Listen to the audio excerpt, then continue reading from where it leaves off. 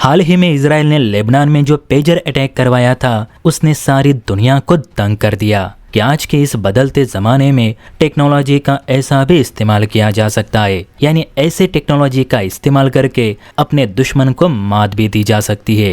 ये इजराइल ने दुनिया को दिखा दिया। हालांकि इजराइल के इस अटैक के बाद आतंकवादी सपोर्टर देश तो खुश हुए होंगे क्योंकि उन्हें हमला करने का एक नया पैंतरा मिल गया है, लेकिन वही भारत अमेरिका जैसे देश सकते में आ चुके हैं क्योंकि इन देशों में जो इलेक्ट्रिकल उपकरण आते हैं उसमें बहुत से पार्ट्स मेड इन चाइना रहते हैं। अब आपको समझ आ चुका होगा कि मेरा इशारा आखिर किस तरफ है। देखिए, न्यूज़ निकल कर आई है कि भारत अमेरिका ने मिलकर एक फैसला लिया है जिसके अंतर्गत भारत और अमेरिका दोनों देशों में चीन के सॉफ्टवेयर्स को बैन कर दिया जाएगा।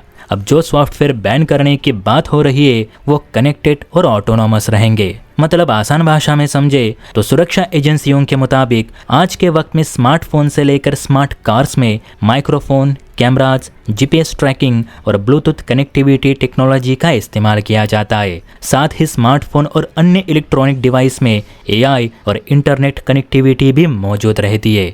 ऐसे में ये डिवाइस खतरे की वजह बन सकते हैं, ऐसा सलाहकारों का मानना है। भारत को डर है कि इस तरह की टेक्नोलॉजी की मदद से चीन जैसे देश आतंकी हमलों को भी अंजाम दे सकते हैं, जिससे कि आर्थिक और वित्तीय ऐसे दोनों नुकसानों का सामना करना पड़ सकता है। आजकल इलेक्ट्रॉनिक के हर डिवाइस में चीनी उपकरण होते ही है, तो क्या गारंटी है कि चीन इजराइल की तरह पेजर अटैक हमारे साथ नहीं करेगा। इसीलिए वक्त रहते चीन पर नकेल कसना जरूरी है, वरना बाद में हमें ही पछताना पड़ेगा। अब जब यही बात कम्युनिस्ट पार्टी को पता चली कि भारत यूएस जल्द उसके सॉफ्टवेयर और हार्डवेयर पर प्रतिबंध लगाने की तैयारी कर रहे, तो चीन के गोबर टाइम्स ने अपना जहर उगलना शुरू किया। गोबर टाइम्स ने भारत अमेरिका के प्रतिबंधों का विरोध करते हुए कहा कि भारत चीन को शक के नजरिए से देखना बंद करे।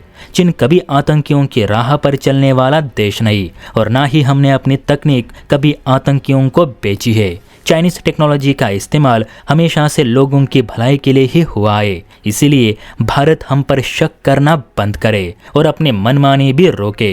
अमेरिका तो पहले ही चीनी वस्तुओं के खिलाफ रहा है, लेकिन भारत आज भी चाइनीज प्रोडक्ट्स पर ही निर्भर है, ये ना भूले। इसीलिए हमारी चीज़ों पर प्रतिबंध लगाने के बारे में सोचना भी मत, वरना हम भी भारत को ब्लैक लिस्ट करने से पीछे नहीं हटेंगे। अब दोस्तों, सबको पता है कि चीन किसे क्या बेचता है। आजकल जितने चाइनीज प्रोडक्ट्स चीनी जनता के पास नहीं होंगे, उससे ज़्यादा चाइनीज प्रोडक्ट्स पाकिस्तान के जिहादियों के पास देखने को मिलते हैं। इवन अब म्यांमार के विरोधी दल भी जमकर चीनी वेपन्स की खरीद कर रहे, जो कि कल के वीडियो में मैंने आपको बताया भी था। तो ऐसे में सच में चिंता की बात है कि चीन के स्मार्टफोन्स या अन्य सामान भारत के लिए भविष्य में खतरा साबित होंगे। इसीलिए ऐसी चीज़ों पर बैन लगाना मुझे तो सही लगा। बाकी आप अपनी राय कमेंट करके बता सकते हैं।